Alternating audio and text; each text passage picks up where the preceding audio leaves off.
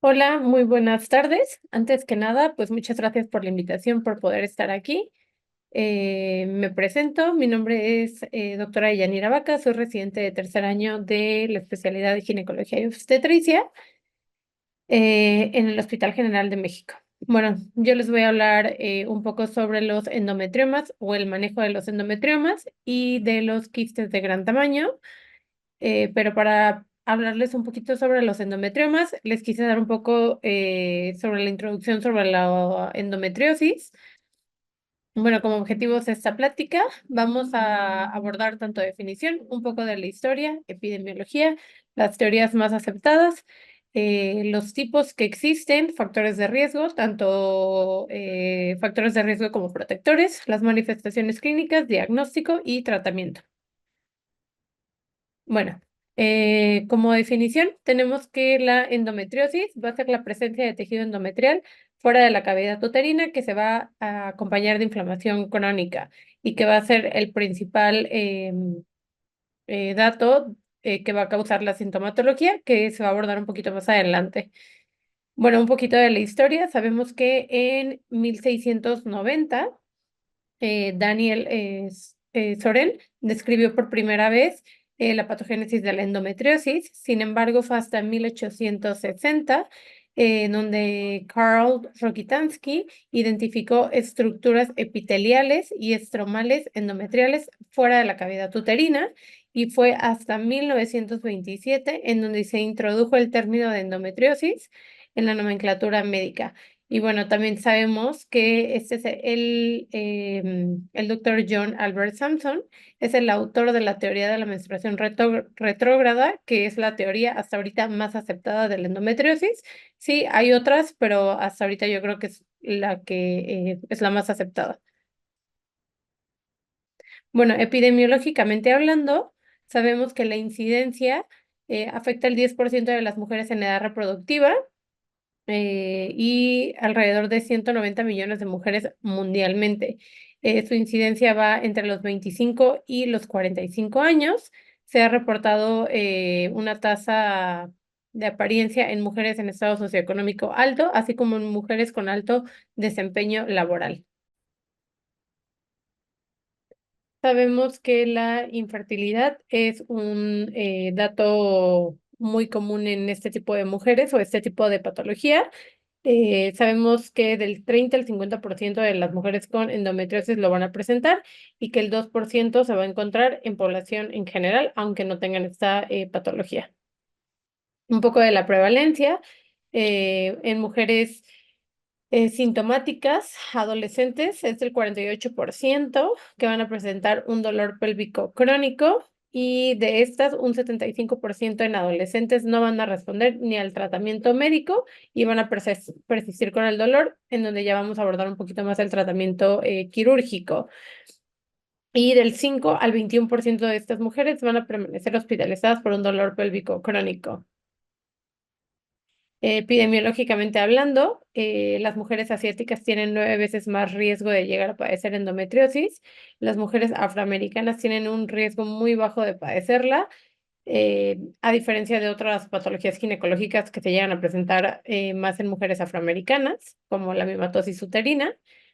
Y bueno, son ese tipo de, bueno, esta enfermedad es sinónimo de una enfermedad crónico-degenerativa como la diabetes por lo incapacitante que llega a ser por el dolor pélvico crónico que padecen. Bueno, un poco de las teorías. El desarrollo de la endometriosis incluye procesos tanto endocrinos, inmunológicos, tanto proinflamatorios y proangiogénicos. Como tal, existen tres teorías: la menstruación retrógrada, que es la teoría de Sampson, la metaplasia celómica y la metástasis vascular linfática. De estas tres teorías sobre su patogénesis, la más aceptada es la menstruación retrógrada, que es la teoría de Sampson. ¿Qué es la menstruación retrógrada? Bueno, esta fue escrita en 1921. Se propuso que existe como resultado de fragmentos de tejido endometrial que se desprenden durante la menstruación y se van a implantar y se van a implantar en la cavidad abdominal a través de las trompas de falopio. Samson inyectó material en la cavidad uterina de un ratón durante su menstruación e evidenció el escape de las mismas a través de los nodos linfáticos uterinos y las venas ováricas, que es lo que va a hacer que existan implantes endometriósicos fuera de la cavidad uterina, como pueden llegar a ser los ovarios. Bueno, un poco de la patogénesis. Sabemos que los fragmentos de las células epiteliales y estromales por sí solos no causan ninguna lesión en un mesotelio, que es lo que vemos aquí en la imagen, en un mesotelio normal. Sin embargo, cuando hay un mesotelio dañado o ausente, ya sea por una transformación o una lesión, va a causar que estas células se fijen y se desarrollen aún más con la ayuda de células madre y células inflamatorias, generando una angiogénesis y generando una persistencia y progresión de las lesiones bajo la influencia de otras hormonas, creando pues estos implantes endometriósicos. Existen muchos tipos de endometriosis. La endometriosis ovárica, que ocurre en forma de lesiones superficiales, y como quistes endometriales, que es lo que podemos ver aquí en la imagen. La endometriosis peritoneal, que pueden ser de varias formas, son incursiones blancas en el peritoneo, puede haber defectos peritoneales, son focos más o menos como rojos, marrones y negros, que es lo que también vemos aquí en la imagen. Van a haber vasos sanguíneos dilatados y focales y petequias. Eso, una vez que estamos dentro de la cavidad, si vemos esto, podemos sospechar en que es una endometriosis peritoneal. Podemos también tener una endometriosis infiltrante profunda y una endometriosis de otras localizaciones. Los tres lugares más típicos de la endometriosis va a ser una endometriosis peritoneal, los quistes ováricos, que son los famosos quistes de chocolate, y la endometriosis profunda en los nódulos. Y aquí podemos ver cómo tenemos una menstruación donde se va retrógradamente y causa esos implantes endometriósicos. Bueno, la endometriosis profunda es una infiltración de células endometriales mayor a 5 milímetros por debajo de la superficie del peritoneo. Las lesiones profundas van a afectar principalmente al compartimento pélvico posterior, incluyendo el tabique rectovaginal, la bóveda vaginal posterior, los ligamentos sacros del útero y la pared rectal anterior, lo que va a provocar adherencias y distorsiones de la anatomía pélvica y les va a generar mucho dolor.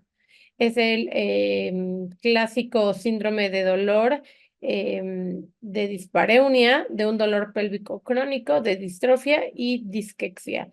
Si nosotros estamos ante una paciente con estos síntomas, es muy importante que sospechemos sobre una endometriosis, y más si tenemos a una paciente que nos dicen que sus ciclos son muy dolorosos. Como factores de riesgo, tenemos una menarca precoz, aproximadamente alrededor de los 11 años, ciclos menores de 27 días o ciclos prolongados, es decir, de 32 a 33 días. Defectos genitales, es decir, un crecimiento excesivo del himen, un estrechamiento del canal cervical, un índice de masa corporal bajo, un pequeño número de nacimientos, raza caucásica y asiática, que lo habíamos comentado anteriormente. La edad también llega a ser un factor de riesgo, es más común en mujeres de 25 a 29 años. El consumo diario de alcohol se ha asociado a un factor de riesgo para la endometriosis, pero en cantidades de al menos 10 gramos por día. Fumadores activos y, bueno, consumir carnes rojas. Aquí tenemos un estudio que se hizo, que fue de un cohorte prospectivo, que se hizo de 1991 al 2013. Se estudiaron una población de 81.908 mujeres de aproximadamente entre la edad de 26 a 42 años en esta sede de los hospitales en Boston. Y como resultado se obtuvo que un mayor consumo de carnes rojas está asociado con el riesgo de endometriosis confirmada por vía laparoscópica, Y esto únicamente, el comer más de 2 porciones al día de carne roja, les dio un riesgo del 56% en comparación con las mujeres que consumían menos de una porción por semana. Entonces, pues sí es un dato importante. Todo esto es debido al contenido de dioxinas, hormonas y grasas, aumentando la concentración de estrógenos, lo que va a ocasionar las probabilidades de tener endometriosis. Como factores protectores, tenemos que el ejercicio regular de más de 4 horas por semana se ha asociado a ser un factor protector. La dieta y prevenir el desarrollo de la endometriosis por los antioxidantes nos va a ayudar muchísimo. Las manifestaciones clínicas, sabemos que en el 66% de las mujeres con endometriosis, los primeros síntomas de la enfermedad aparecen antes de los 20 años.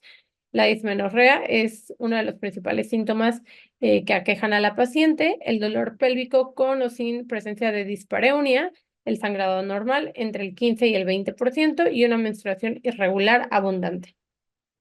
El dolor es un dolor premenstrual agudo que va a aumentar gradualmente conforme avanza su ciclo menstrual. El dolor en la región sacra de la columna es un dolor que se irradia a la espalda y va a haber dolor a la palpación de los órganos pélvicos y es una ovulación muy dolorosa. La dispareunia, pues bueno, es el principal síntoma también. La etiología es la inmovilidad de los órganos pélvicos durante el coito o la presión directa sobre las áreas de endometriosis que genera esta, pues, incomodidad. Las manifestaciones clínicas también, como ya las habíamos mencionado, tenemos alteraciones gastrointestinales como la diarrea, el estreñimiento, la dispepsia, la disquexia, la hematoquesia, el tenesmo perimenstrual y las náuseas. Las alteraciones gastrointestinales las vamos a estar viendo en una endometriosis profunda. Las alteraciones del tracto urinario como la disuria, hematuria, las alteraciones neurológicas como la fatiga crónica, la depresión, la ansiedad, la cefalea, son mujeres que en realidad el dolor es incapacitante que interfiere con su calidad de vida. Y pues bueno, otra manifestación clínica es la infertilidad y es el resultado de una distorsión anatómica, un crecimiento invasivo y múltiples adherencias que causa que se presente esta manifestación clínica. Bueno, aquí es un poquito sobre la imagen, lo que ya les habíamos comentado, que la defecación por lo regular es dolorosa durante la menstruación, la dispareunia, que son los síntomas más predecibles en la endometriosis profunda infiltrante, y la dismenorrea y el dolor pélvico crónico. Sí, es muy importante que nosotros sospechemos de esto, si tenemos a una paciente que nos llega a la consulta refiriendo que su sangrado menstrual es un sangrado donde es muy, muy doloroso e incapacitante. Hay que sospechar de una endometriosis para poder instaurar un tratamiento. Bueno, como el diagnóstico, como consecuencia de todos estos factores, el retraso entre el inicio de los síntomas y el diagnóstico de la enfermedad es de aproximadamente 7 años. ¿Por qué? Porque sigue siendo tan difícil, porque siempre tenemos síntomas muy inespecíficos, no tenemos como tal unos biomarcadores que nos digan, sí, es elevado, es endometriosis, lo que nos hace todavía tardarnos un poquito más en sospecharlo. Las mujeres consultan en promedio a 7 médicos antes de que se les diagnostique con endometriosis y se les pueda dar tratamiento. Bueno, como parte del abordaje diagnóstico, una buena historia clínica, la exploración ginecológica bimanual es muy, muy importante. Palpar en busca de sensibilidad uterina o anexial, buscar nódulos en el ligamento uterosacro, buscar cualquier masa pélvica, la sensibilidad a la palpación del fornix posterior va a ser el hallazgo más común. Y bueno, aquí podemos ver em, el útero y sí también podemos ver la menstruación retrógrada, que es lo que genera los focos endometriósicos. También tenemos estudios de gabinete como el ultrasonido transvaginal, Es muy útil en el diagnóstico de quistes endometriales de ovario, la visualización de defectos congénitos de los órganos reproductivos y favorece la menstruación retrógrada. En la imagen 2 podemos ver que es un quiste complejo en el ovario con una zona de apariencia sólida, hemorrágica. Y en la imagen número 4 podemos ver un endometrioma típico de cómo se llegan a ver en el estudio de imagen. Bueno, el diagnóstico y el estándar de oro sigue siendo la visualización directa por vía laparoscópica o por laparotomía con toma de biopsia y confirmación por un examen histopatológico. Esto es muy importante, es algo que todavía, a pesar de que es el estándar de oro, una vez que se sospecha de una endometriosis, se instaura el tratamiento. No nos esperamos a meter a la paciente en realidad a una cirugía vía laparoscópica para visualizarlo y poder hacer como tal un diagnóstico. El tratamiento tenemos que es médico. El objetivo del tratamiento médico siempre va a ser reducir o eliminar el dolor, inhibiendo el desarrollo y la regresión de los focos endometriales y restaurar la fertilidad. El principal tratamiento farmacológico tenemos a los AINES, que van a inhibir la síntesis de las prostaglandinas y de las COX-2, contribuyen a reducir el proceso inflamatorio y van a resolver el dolor. Los más eficaces, celecoxib, indometacina, naproxeno e ibuprofeno. También tenemos el tratamiento con los anticonceptivos orales combinados. Son utilizados ampliamente en el manejo inicial de la endometriosis asociada a dolor. Bajan los niveles de FSH y estabilizan el endometrio, lo que van a regularizar y reducir el flujo menstrual. Son generalmente bien tolerados y son de muy bajo costo. Los 3 meses de anticonceptivos orales continuos y la administración de algún AINE les ayuda muchísimo. Los andrógenos, como el danazol, bueno, lo que va a hacer el danazol va a inhibir la secreción de la GnRH, provocando la disminución de la secreción de LH y FSH por parte de la hipófisis, lo que va a generar la capacidad de producción de andrógenos con una baja producción de estrógenos. ¿Qué es lo que va a hacer? Va a inducir una atrofia endometrial tanto en el endometrio eutópico como el ectópico.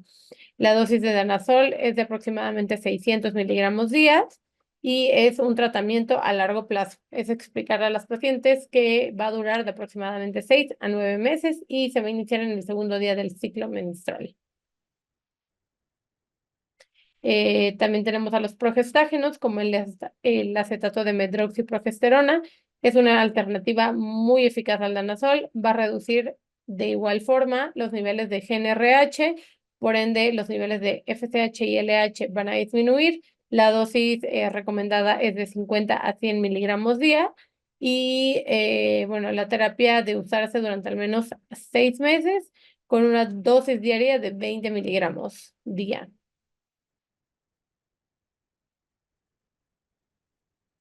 También tenemos a los agonistas de hormona liberadora de gonadotropina coriónica humana, que va a generar una disminución en la producción de GnRH, RH real, generando la disminución de LH y FSH, como ya lo habíamos visto, y también la terapia suele durar entre 3 a 6 meses. Aquí tenemos el Leuprolide, que es el más comercial en nuestro mundo. Los inhibidores de la aromatasa, como el anastrozol y el letrozol, es el último grupo de fármacos utilizados en el tratamiento de la endometriosis, el mejor resultado en el manejo del dolor y van a interrumpir la producción de estrógenos tanto en focos endometriósicos como en ovarios. Bueno, sabemos que el tratamiento farmacológico entre el 11 y el 19% de las mujeres informan que no mejoran el dolor. Únicamente el 5 y el 15% de las mujeres interrumpen el tratamiento debido a los efectos secundarios, que ya los mencionamos anteriormente. Y bueno, como tratamiento quirúrgico, que es más en lo que se trata de este tema de el manejo de los endometriomas, definitivamente el tratamiento de un endometrioma es un tratamiento quirúrgico vía laparoscópica. El tratamiento conservador se va a aplicar en pacientes adolescentes y mujeres en edad fértil o que no tengan paridad satisfecha. ¿Qué quiere decir esto? Que por lo regular no son pacientes que llegamos a decir a todas, tienes endometriosis, te vamos a hacer una histerectomía con una salpingoforectomía bilateral o unilateral. Siempre hay que basar el tratamiento quirúrgico en cuestión a la paciente y pues súper importante su deseo genésico. Como les comenté, la laparoscopia es la técnica quirúrgica recomendada para el manejo de los endometriomas. Estas técnicas quirúrgicas que son vía laparoscópica incluyen la cistectomía ovárica laparoscópica, la extracción de implantes endometriales, la ablación de los nervios uterosacros mediante el empleo de endocoagulación. Esto es únicamente si no se cede con el dolor, la neuroectomía presacra y una histerectomía con salpingoforectomía bilateral. Vienen siendo pues el tratamiento quirúrgico de un endometrioma independientemente del tamaño.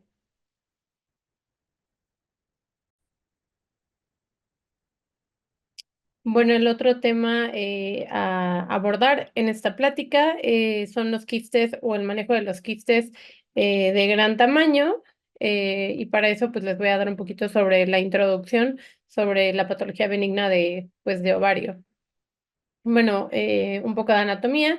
Los ovarios en mujeres adultas miden de aproximadamente 2 a 5 de 2 a 5 centímetros de longitud, de 1,5 a 3 centímetros de ancho y de 0,5 a 1,5 de espesor. Su peso aproximado es de 5 a 10 gramos, más o menos. Esto para que nosotros tengamos una idea qué es lo normal y qué es lo anormal.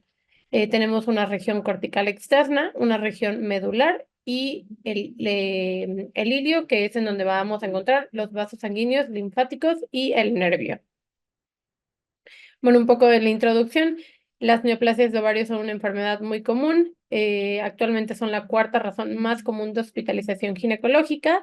La gran mayoría corresponden a entidades benignas, siendo un bajo porcentaje de cáncer de ovario, pero es súper importante saber que existe. Aparecen sobre todo en la edad reproductiva, entre los 20 a 45 años, y las causas más frecuentes en esta época son las de origen funcional.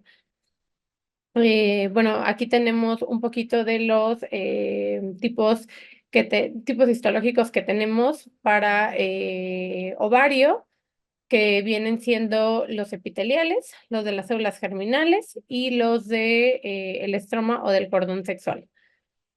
Aquí en esta tabla podemos ver la frecuencia en el que se aparecen, no sé, digamos, en los tumores epiteliales de ovario. De estos, el tipo más común es el seroso, pero su frecuencia en general es del 65 al 70% y afecta a mujeres entre aproximadamente 20 años o más. En realidad, este tipo de tumores suele ser en personas mayores, a diferencia de los germinales. Pero bueno, aquí les dejo esta tablita en donde pueden ver la frecuencia y el grupo de edad que llega a afectar. Esto no quiere decir que una mujer no pueda tener otro tipo. No sé, digamos que una mujer no pueda tener en edad adulta, no puede tener un tumor de las células germinales. Aquí es un poquito sobre lo que les hablaba, de los tipos que existen y el porcentaje de los tumores ováricos que llegan a ser malignos. Los tumores del epitelio superficial, tener en cuenta que los más frecuentes son los cistoadenomas, el cistoadenofibroma y el adenofibroma, que son áreas fibrosas completamente. El abordaje diagnóstico para la sospecha de un tumor de anexo. El abordaje diagnóstico generalmente o el 90% de los tumores pélvicos llegan a ser del ovario. Generalmente son asintomáticos en etapas precoces, siendo la exploración o el ultrasonido transvaginal el más utilizado. Generalmente cuando llegan a dar síntomas es porque pues el tumor ya está un poquito grande. Y hay que sí o sí tomar marcadores tumorales para poder valorar la vía de resolución y el tratamiento. Algunos de los síntomas que llegan a presentar es un dolor pélvico abdominal persistente en etapas avanzadas, por lo que les comentaba, que son pues tumores que llegan ya a estar muy grande, tienen urgencia urinaria por la compresión, pueden tener aumento del diámetro abdominal, distensión abdominal, dispepsia o dificultad para comer por el aumento del perímetro abdominal. En las pruebas diagnósticas, siempre el ultrasonido transvaginal es el método ideal, a expensas de que tengamos a una paciente que es núbil, pues se decide hacer un ultrasonido abdominal.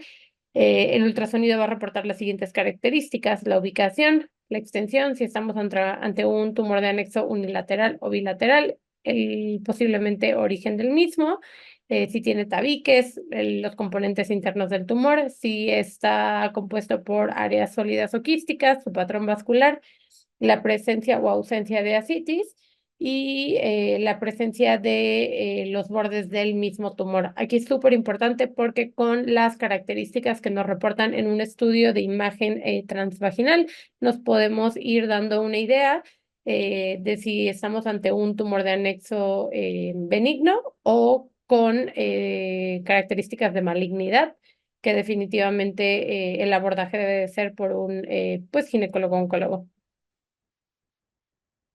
Aquí es un poquito sobre las características ecográficas que les mencioné anteriormente y aquí les dejo pues la tabla.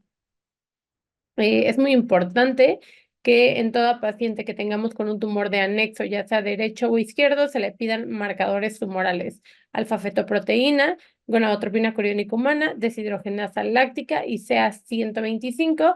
Aquí les dejé una tablita que la verdad me gustó mucho sobre lo que te llega a elevar.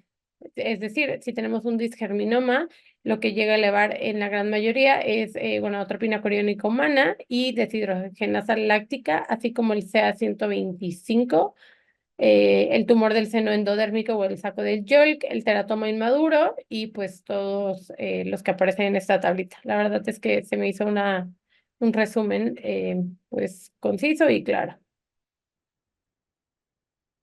Mm, bueno, aquí es solamente como para mencionar que la especificidad y el valor predictivo positivo del marcador CA 125 son consistentemente más altos en las mujeres posmenopáusicas en comparación con las pacientes premenopáusicas. El CA 125 sí nos puede orientar si estamos ante un posible cáncer de ovario. Sin embargo, hay muchas causas benignas ginecológicas que pueden llegar a elevarlo. Entonces, no siempre casarnos con la idea que si el antígeno CA 125 está alto, es algo malo y es algo oncológico. ¿Por qué no? Inclusive podemos ver aquí en la tabla que la endometriosis llega a elevar el CA 125 por arriba de su valor normal, que es de 30. Aquí les puse una calculadora que nosotros utilizamos para calcular el riesgo de malignidad cuando estamos ante la presencia de un tumor de anexo. Se considera una probable neoplasia maligna de ovario con una puntuación mayor o igual a 200 puntos. Esto es más que nada en los tumores epiteliales. Que en cualquier otro tipo, ya sea el de los cordones sexuales o los germinales, que es lo que les había comentado anteriormente. Y lo que evaluamos, como podemos ver, que les comenté aquí, son las características ultrasonográficas. Otro si es una paciente premenopáusica o posmenopáusica y súper importante, cuánto está el CA 125 en suero. Bueno, aquí en realidad es un tema, hablar sobre los tumores de ovario es un tema muy, muy, muy extenso y complejo. En realidad a mí me tocó hablar sobre el tratamiento y el abordaje de los quistes de gran tamaño. El tratamiento es completamente quirúrgico. Si nosotros estamos ante una paciente con un tumor de anexo mayor de 6 centímetros, es completamente quirúrgico. Lo podemos hacer tanto vía laparotomía o vía laparoscópica. El riesgo de que el tumor de anexo se llegue a romper durante una laparotomía es alto. Por lo regular, lo que nosotros hacemos es que toda paciente con tumor de anexo mayor a 6 centímetros, que llegan a ser los de gran tamaño, como podemos ver aquí en la imagen, las metemos a una laparotomía y lo mandamos a un estudio transoperatorio. Esperamos a que nos reporte el patólogo que es ante lo que estamos tratando y si todo sale bien, pues terminamos el procedimiento. Por vía laparoscópica, la principal preocupación es el riesgo de estar tratando ante un cáncer de ovario. Definitivamente la rutina de ovario se puede hacer vía laparoscópica, pero pues ese es un poquito más como em, ya un manejo que llega a dar un ginecólogo oncólogo. Y pues bueno, eso sería todo de mi parte. No sé si tengan alguna duda. Pues quedo al pendiente.